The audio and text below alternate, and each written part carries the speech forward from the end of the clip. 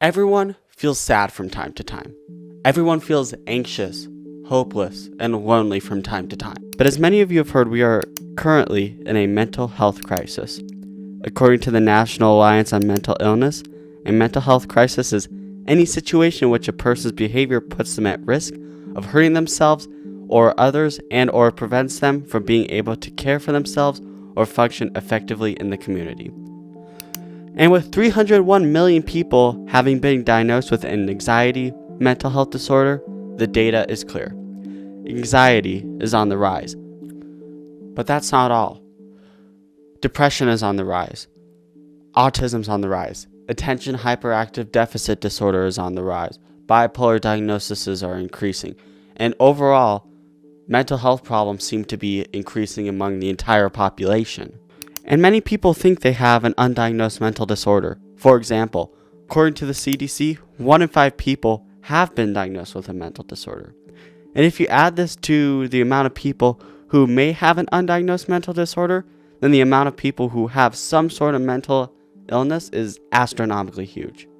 But if you rewind back to the 1960s, for say, was mental health the same then as it is now? Well, the short answer, no. Back in the 1960s, depression was considered rare, as well as autism, and ADHD was just becoming a mental illness during this time. And it's also worth noting, ADHD has had a 42% increase in the last 8 years, which outweighs the population growth in the last 8 years by a very large margin. So with literally what seems like every mental health disorder on the rise, what do we do now? How do we find out what started this problem? And most importantly, how can we solve this mental health crisis? Now, let's look at this problem from a different standpoint. Do mental health disorders exist at all? And I'm probably just upset a few people by saying that, but I encourage you to bear with me for the next few seconds. What if mental health disorders were just created by humans and that they don't really exist at all? When you, for say, break your leg, you should go to the doctor, get an x-ray, and the doctor can visibly see that the bone in your leg is broken. But for say you are feeling depressed, and you have been depressed for longer than 2 weeks, thus you might suspect you are clinically depressed. Well, in that case, the situation is different. So you go to the doctor, and let's say you get a brain scan. And when you see the scan, nothing is noticeably different. But the next day, you see a psychologist and they diagnose you with clinical depression. But how can this claim be made when nothing was physically wrong with your brain? This is very much the same for other mental disorders. If you scan the brain for somebody who has ADHD, autism, and most commonly anxiety, then the results will most likely be the same. No physical changes. So if you look at mental health from this standpoint, the reason as to why mental health disorders are rising should be fairly obvious. It's because all mental disorders, depression, anxiety, bipolar, autism, were created by humans. And if you happen to have symptoms that fit into this mental health disorder, then you automatically have it. In America, many families believe that their kids have ADHD because of the lack of concentration skills. So they go to the doctor and give the child medication, and bam, they all of a sudden have ADHD. And autism isn't increasing. The symptoms are just becoming more broad. Therefore, more people fit the symptoms. Thus, more people have autism. This can be said with depression, PTSD, OCD, and so many more illnesses. In a nutshell, these illnesses were created by humans and they're just a figment of our imagination. Mental illnesses are only meant to try and understand other people's minds better. So at the end of the day, just because a kid cannot concentrate doesn't mean they have ADHD. It just means they have a short attention span.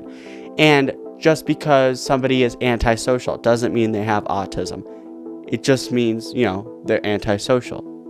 In a nutshell, mental illnesses don't exist. And no one is depressed. They're just sad for a long period of time.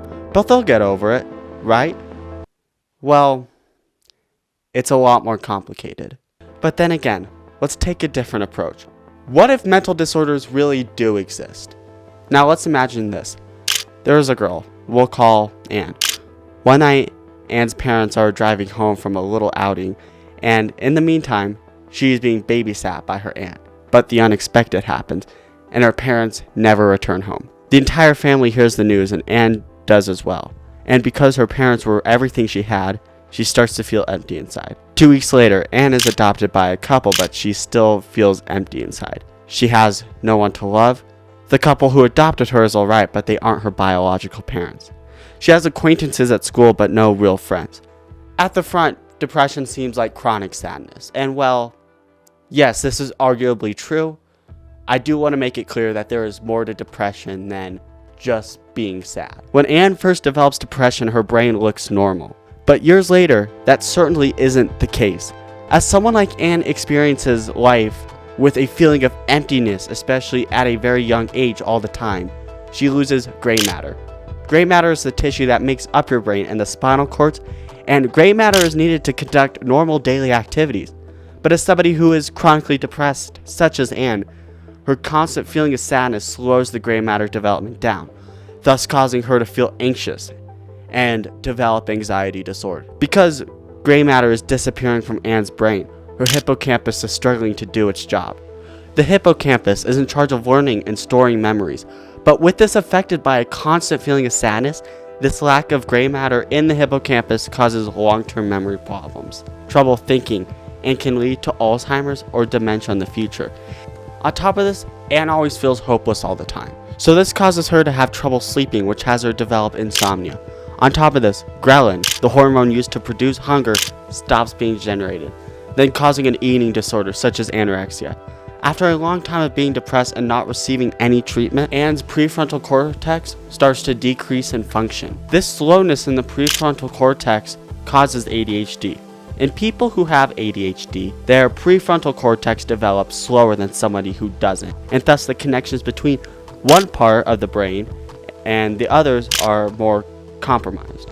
Moreover, the amygdala, the part of the brain that controls emotions, the hippocampus, the thalamus, the part of the brain that controls sensory and motor controls, all have trouble getting a good connection between each other. Hence why ADHD causes somebody to be, forgetful sometimes. Because Anne's brain has less gray matter than it should, she then again starts showing symptoms of bipolar disorder.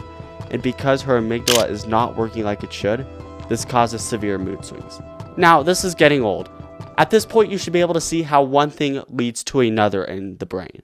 So this raises the question, can a mental disorder be diagnosed with a brain scan? Well, still not really. An MRI scan can't really tell you if the brain is developing as it should. It can give you clues, it can give you a little bit of information, but a scan alone can't tell you if you have ADHD or autism or depression or anxiety. An MRI scan also can't tell you if the amygdala or the thalamus is healthy, because how could it? It could show you how much gray matter the brain has, sure, but even if there is less gray matter, you can't just make a mental health diagnosis based off that conclusion. Virtually all mental disorders, to some degree, show low amounts of gray matter, and moreover, you aren't actually solving any problems by getting a brain scan. This is why some people might argue that a mental health disorder is made up. It's because you can't diagnose it with an x-ray or a throat swab or a blood test. It's because as of now, we don't have the technology to make a conclusion based off something like a blood test. Instead, it requires the patient to explain their symptoms, maybe do a brain scan to measure the amount of gray matter there is in the brain. And maybe you could get another scan done months after to see if there is a difference in the brain after a certain amount of time. But overall, we just don't have the technology to diagnose a mental disorder with a scan alone. But overall, mental illness can leave a mark on your brain and leave a mark on your physical health. Dementia could be on the rise in the next few decades, and that could be because of this generation's poor mental health. But why are mental health problems on the rise? Because certainly not everyone who has a mental disorder went through a tragic story like Anne. Well, this topic has been up for debate for years, but a common belief is because we lacked mental health research back 50 years ago. As previously stated, depression was considered rare in the 60s. Nobody had autism, it seemed like, and doctors gave almost no attention to mental health. but now we are aware mental health exists and should be focused on more. We therefore make more diagnoses every year. This is a good argument, although I don't think it's the real reason or the entire reason mental health disorders are on the rise. Now looking back, we can see that yes, mental illnesses are real. They are not a figment of our imagination. Thankfully, especially these days, there are many ways to get help. Anne's adopted parents start to notice their child is not doing so good. She's losing weight. She's ghosted all her friends and never gets any sleep anymore. In response, they send her to a psychiatrist, where that psychiatrist helps her and gives her medication. As the days go by, her depression slowly starts to fade away, and she starts eating again, sleeping again, and even starts performing better in school. And overall, she goes on to have a pretty good life. Now, this story is one too many people can relate to this day and age. And I don't mean how something tragic happens and they go down a road of depression and mental illnesses. I mean, too many people are worried, anxious, and depressed to the point where they start going down the same path Anne did with her mental health. But why, if mental illnesses have always been real, have always existed since humans have existed, then what is going on now that is causing this 43% rise in ADHD? What is causing 1 in 5 people to believe they have an undiagnosed mental disorder? Why do 10% of people these days have thoughts of ending their life because they hate it so much? Well, to answer this question, let's go back in time. Take someone like Leonardo da Vinci, for instance. He was obviously notorious for never finishing his work, lacked social skills, and had trouble learning some stuff, hence why many people today suspect he had ADHD. But back then, people, and even somebody as smart as da Vinci, thought the mind of nearly everyone was the same, and that da Vinci himself was completely normal. Even somebody like Albert Einstein experienced the same thing. Einstein didn't do good in school, he wasn't good socially, and no one thought he was capable of doing much. So considering historical figures such as da Vinci and Einstein experienced mental health disorders and symptoms, that we can make the claim that mental disorders are nothing new. And moreover, it's not something that's been created these last few decades. It's something that has existed for hundreds of years. But that leaves us with still one question. Even though we know mental health disorders are real, then why are they on the increase today? Why are so many kids being put on Adderall to treat their mental health? Well, again, it's complicated. I would like to tell you a story. This one is actually real, unlike the story of Anne. I made that one up to kind of give an example as to why I think depression is real. But this one is a real story. So my first job was at a climbing crag, an indoor place where people would go to climb, and I was a youth programs coach there. Somehow, I honestly don't remember, I was talking to one of my kids and she brought up of how she was going to get tested for ADHD. Now, she was a good kid and I honestly thought she showed no symptoms for the disorder. And then she made the comment she was considering getting on medication, but her dad refused to let her do that. 2 other kids heard us talking about this, and they both made the comment that they might have ADHD as well. But I really didn't think any of them showed obvious signs of the disorder. But in all honesty, they were no different than me. Freshman year of high school, I started taking Ritalin because I, like everyone else, thought I had the disorder. Eventually, the medication started doing more harm than good, so I stopped taking it a few years back. The reason I share this story with you is because I think it might be a good foundation as to why mental health is becoming more prevalent. This story I told you presented a few things I want to point out. One being that people really don't understand mental illnesses. I want to point out that depression is more than just chronic sadness. ADHD is more than just the inability to pay attention. And autism is more than just the inability to socialize. And with the rise of social media, some people who have been struggling with mental disorders come out and share their experiences. Parents then watch these videos, find a way to relate their kids or even themselves to this person, and then before you know it, their kids are taking Adderall, Ritalin, maybe even Zoloft, and much more.